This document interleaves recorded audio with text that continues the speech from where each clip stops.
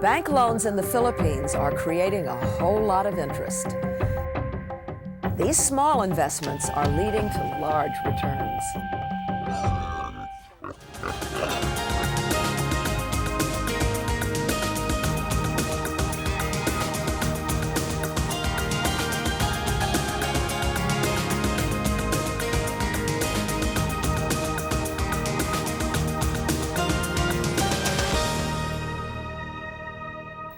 Hi, I'm Jane Fonda. Welcome to People Count.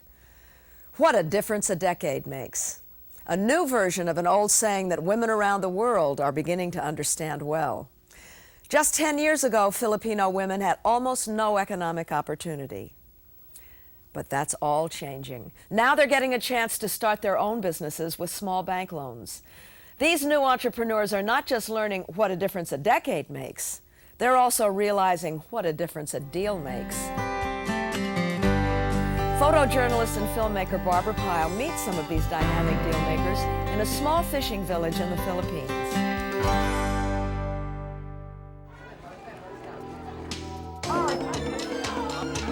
These may look like ordinary transactions at a fish market, but they're not. To these Filipino women, their sales represent freedom.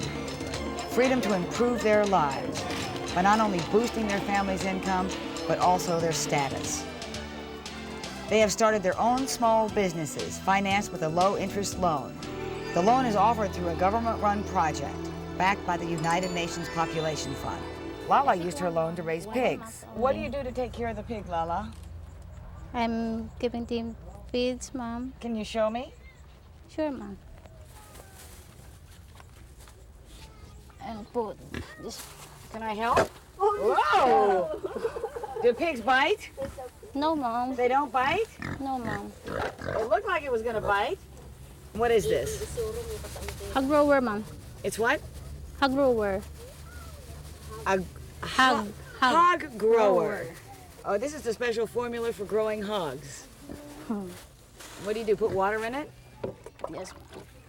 What else do you feed the pigs besides this hog grower? Hog starter. Hog starter, hog grower, pork chops. What a deal.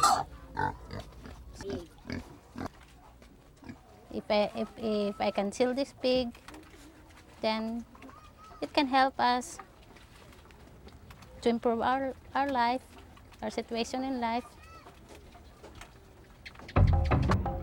Luz Muego is the project manager.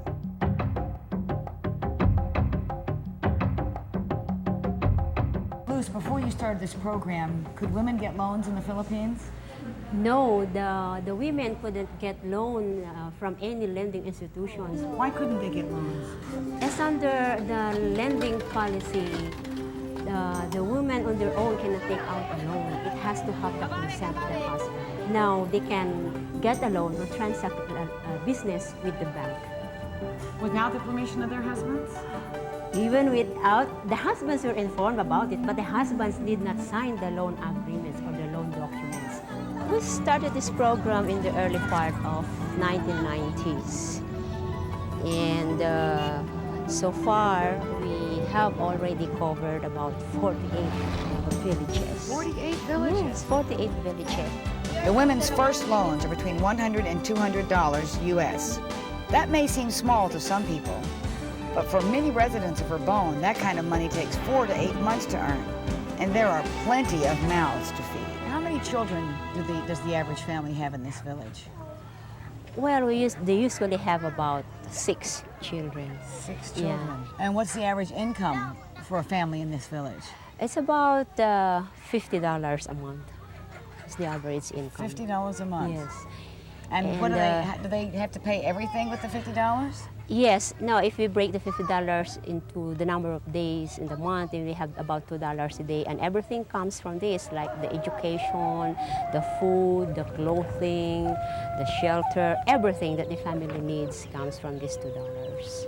So it's pretty clear why you call this a disadvantaged village. Yes, yes.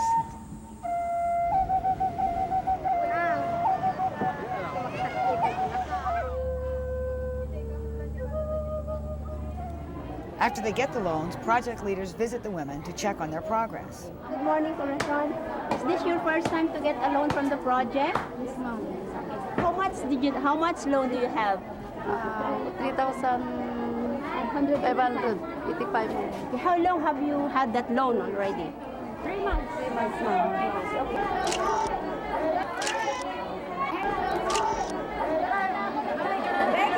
Now that they get the loan from the bank, they see it also as a responsibility for themselves, for the women themselves, to really see to it that they pay back their loan. So the financial responsibility is also something that the woman has learned, and it's something that she can also be proud of. When the women are ready for a second loan, field workers like Vicki and Jesse meet with these new entrepreneurs to talk about what they've done and what they plan to do. I just want to know what happened to the first loan that you availed from the project. Say, when? What did you do with the first loan and how much were you able to get? 2,100. Okay. That's my first loan. What did you do with it? I used it by buying fish and sell to the market. Okay, fish trading. So now what we're going to do is we'll do the proposal. Okay, the project proposal, just like what we did before. So we have to answer the following questions. What is the project? What are the things needed to start that business? How much do we need? Everybody will prepare a proposal because this is an individual project. So is your life better now with the loan? Yes, better. How much better? Very, very. Very, very. Very, very at this time. Before another loan is approved, there's plenty of paperwork to be filled out. The loan is given to your association. So it is your association who is now responsible for the loan. It says here that you confirm the loan and that you have understood the terms and conditions of your loan. Okay. If you have some problems, just coordinate with Jessie and she can help you to the land bank. Do you have any questions? Do it. In 15 minutes.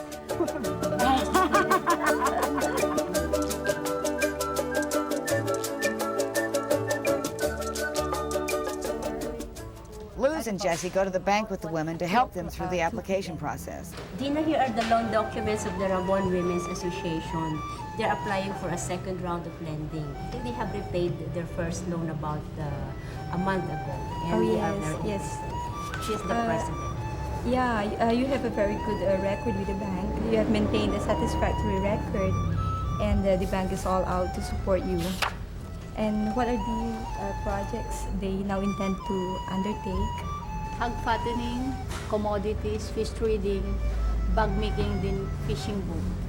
Bank officials are pleased with this We program. have a good collection rate regarding these women, about 90%. 90%? Yes, ma'am. Do you think this is a successful project? I think so.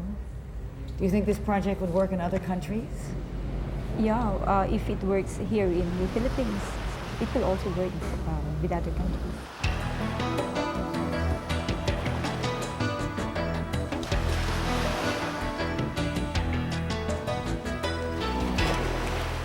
A lot of Filipino families rely on fishing to make a living, but now there are problems with that. In nearly every major fishing region around the world, fish stocks have fallen because of overfishing and environmental abuse. Some have plummeted as much as 53% over the last 3 years.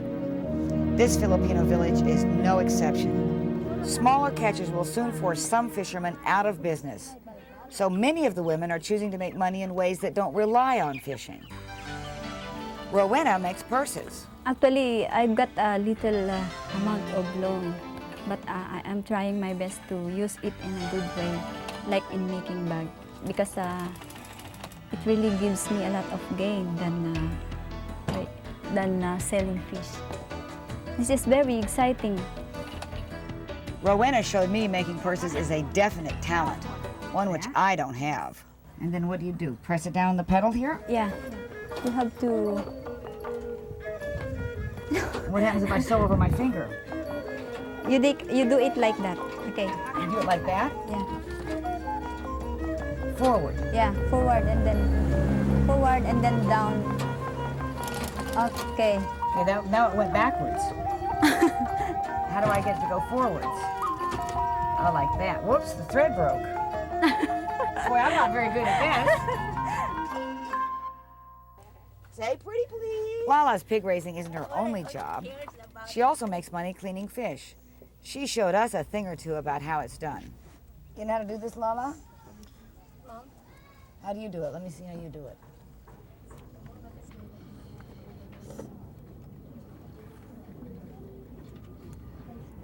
Then I put it there. She's an expert on this one. It doesn't take an expert to see this project has more than a financial impact for these women. It affects their personal lives even more. Vicki stressed that as she showed me the job that follows fish cleaning, fish drying. So before the fish drying, Vicki, what did the women do? Where they're just housewives. So how has the fish drying business changed them? Well, financially, it has changed them a lot. It's increased their income. Right? And then personally, it has also changed their they have now self-confidence because they're earning something. They have their own money separate from that of the husband. And that's very important to us here. Why? Well, because if you have, let's put it this way. If you're a housewife, you are dependent to your husband. Okay? Right. So every money that you spend, you have to ask the permission of your husband because it is his money. Okay, but now because of the project, the women can now buy some sort of things for the kids using their own income. Do you think the bank loans raise the status of women? Yes. And what happens when the status of women is raised? They are empowered. Empowered. Yes. And what happens when women in the Philippines are empowered? Well, in a way, they can now have a say in the household. Many of the women exercise their newly found voice by having smaller families. If the husband says, oh, maybe we need another baby, and the wife will say, oh, wait a minute, what will happen to my project? What will happen to my job?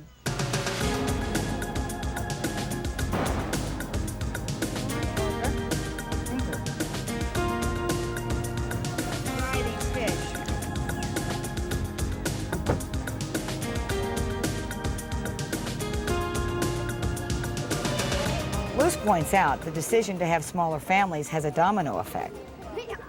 The extra money that they earn also will be able to buy things for the family. Health? Like they can now provide for health services.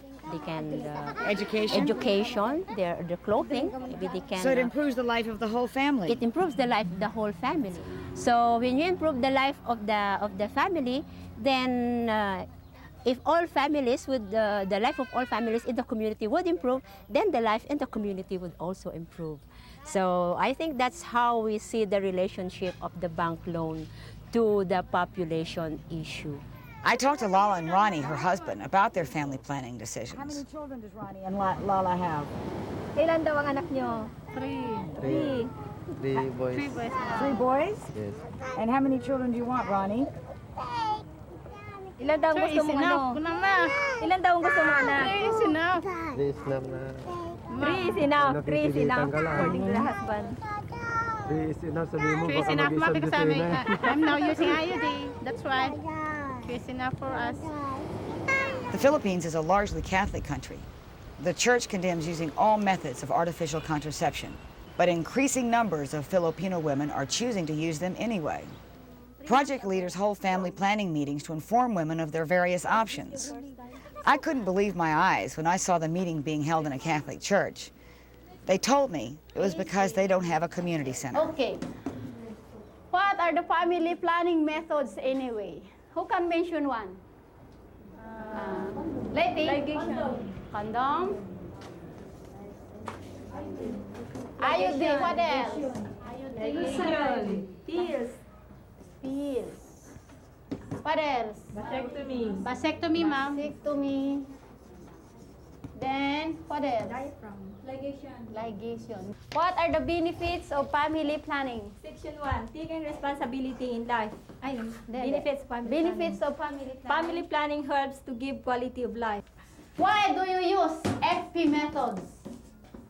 To improve and to give a good education for my children someday. I couldn't believe my ears when the class broke into a song about IUDs. Come and lay by my side if you love me. Louder. Do not fear of pregnancy. Deep inside is my IUD. From all fears and worries we are free. Once more. Come and lay by my side if you love me. Do not fear of pregnancy. Deep inside is my IUD. From all fears and worries we are free. Please don't forget to get your supplies or else you will get pregnant. Huh? You come and get Every 10th of the month, don't forget that, okay? Thank you.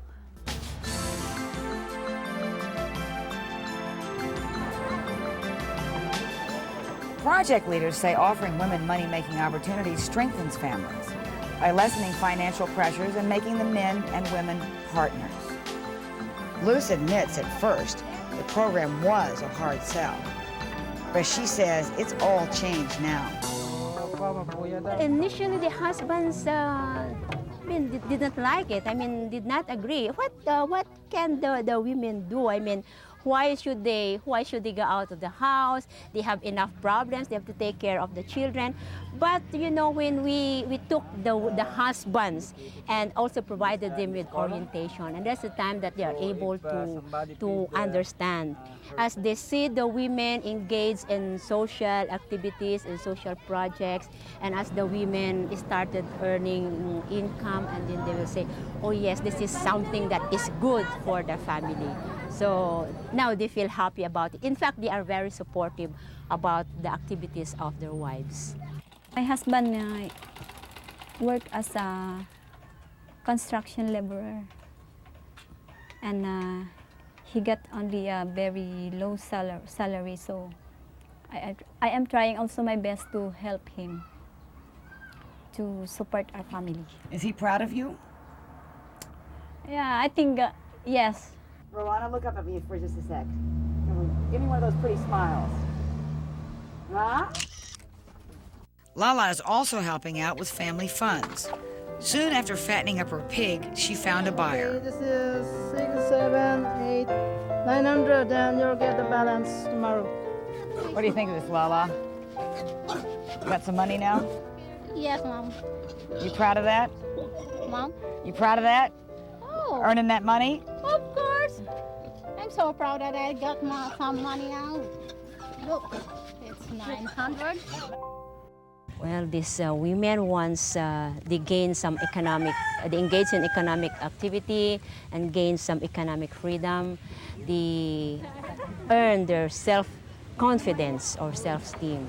And once they have that, then the husbands would look at them as their partners in providing for the family. I personally feel that this project could be done in other areas. It is being done in other areas. I first saw this kind of project in India in 1985. The Working Women's Forum is located in Madras. Like the project in the Philippines, the forum helps groups of women get loans.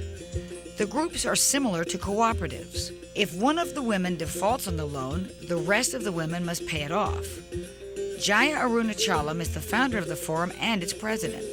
She introduced me to many of the forum's success stories. One of them, Saroja, impressed me so much, I decided to tell her story. Try not to rush the puja, the prayer for my family. Things are different for me now. I have known so many mornings without food. Saroja's husband's death forced her and her 8 children into poverty. She had to sell their home and move into a hut next door. Her story was not unusual for the women of her area, but she did something to improve her life. She joined the forum. Saroja got a loan to start up a produce business. She did well, repaid her debt, and improved and expanded her business into cooking breakfast for other working people. Like many of these projects worldwide, the forum provides more than loans. It offers health and family planning services. Saroja herself became a field worker and gives women information on nutrition and family planning. Worldwide, about 3 million people, most of them women, benefit from these programs. Many of the loan programs are modeled after Bangladesh's Grameen Bank, a bank created to give loans to people in need. It was started in the late 70s by economics professor Muhammad Yunus. Yunus was frustrated by what he saw as a lack of vision by commercial banks to lend money to disadvantaged people. He believed they would be responsible for paying back the loans, and he was right. The Grameen Bank has been a major success in tens of thousands of Bangladeshi villages. 1/3 of its clients have crossed over the poverty line. 98% of its loans are repaid on time, a rate most commercial banks would envy. In Rabon, the women's success is not only evident in bank records, but also in their faces. I see a tremendous amount of self-confidence in these women. Have they always had this kind of self-confidence? Oh no, before we started the project, these women are really very shy. They sometimes when we talk to them, they just keep their eyes flipping like that. They cannot even see us eye to eye. Really? Yes. And now when we started, full of confidence. Now we started providing the training programs.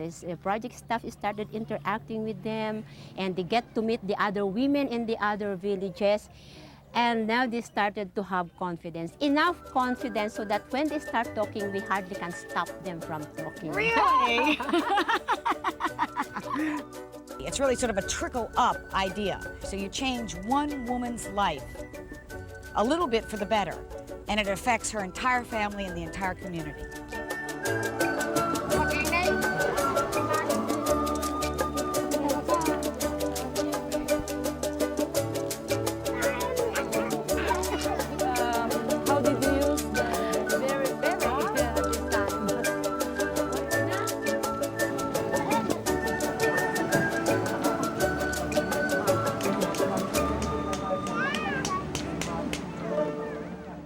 According to delegates at the United Nations Population Conference in Cairo, changing women's lives can also affect population growth. They say women who have access to education, jobs, loans, and family planning options tend to have smaller families than women who don't have those opportunities. Experts say it's urgent we slow population growth. In 1999, we hit the 6 billion mark. 6 billion people living on a planet with resources that can't grow along with our population. Increased rates of consumption in developed countries is compounding the problem. To learn more about the year of 6 billion and the consequences of population growth and overconsumption, write UNFPA, Information Division, 220 East 42nd Street, New York, New York, 10017, USA. And here's who to contact for more information on small loan projects. UNFPA, Gender, Population and Development Division, 220 East 42nd Street, New York, New York, 10017, USA. I'm Jane Fonda. Thank you for joining us on our worldwide journey to show that once again, the actions of all people count.